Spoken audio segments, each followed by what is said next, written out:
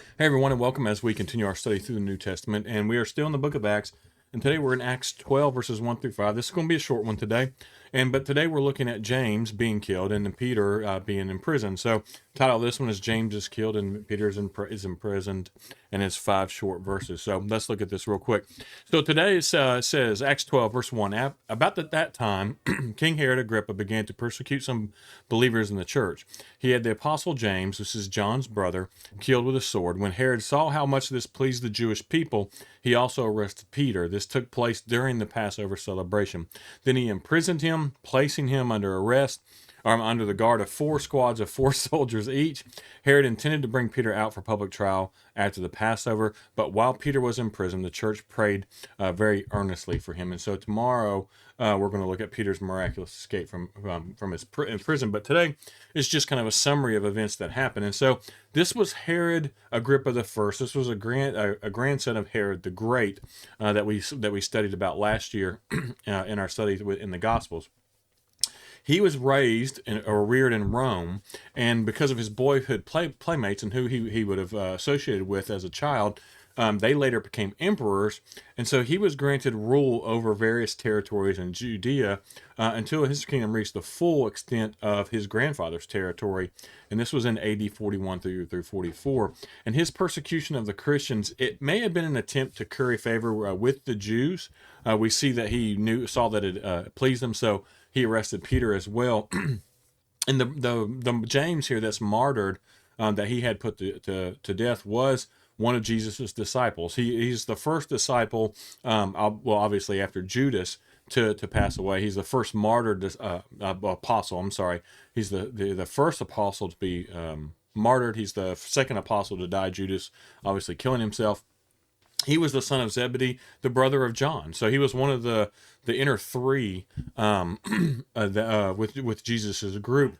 And he's not to be confused. Sometimes some people confuse him with James, the brother of Jesus, and who's the author of the book of James, which we're going to get into a little bit next week.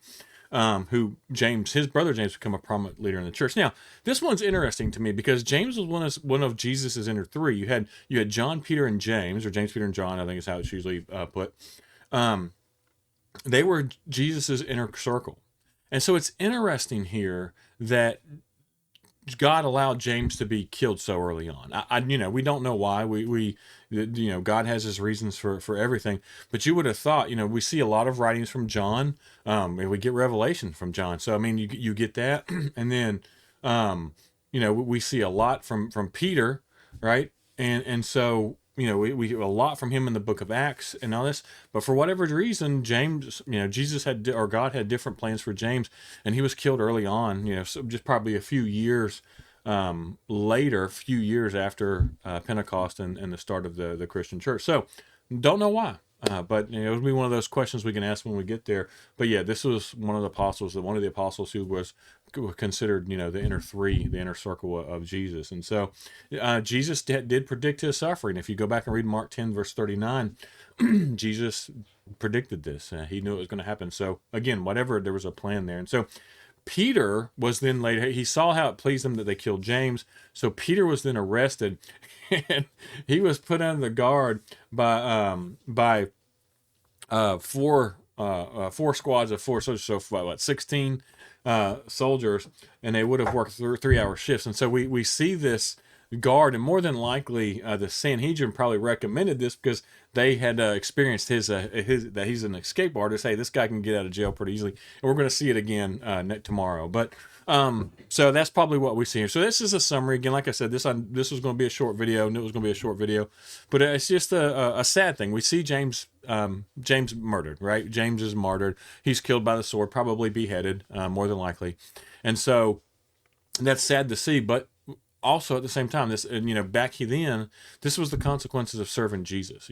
We don't have to worry about this today, and luckily, we don't have to worry about it. But what's amazing is how much the church grew under this persecution, and that we see that. And so it's good that we don't see it. It's sad that the church doesn't grow like this under, for whatever reasons, the church seems to not do well under easy times. It's just one of those things. But Again, I hope everyone's learning from these. You know, I know this one's short, like I said, but I do. I hope everyone's learning from. I hope you're learning things, pulling little details. I try to find the little details in this stuff and pull it out that I think, hey, I don't remember that, or I didn't recall that, or I never saw that before. So this is interesting. So I do try to bring those up. Any suggestions, any comments, I'm open to them. You know, appreciate, you know, the insight, appreciate input. It helps me help you guys a little bit better.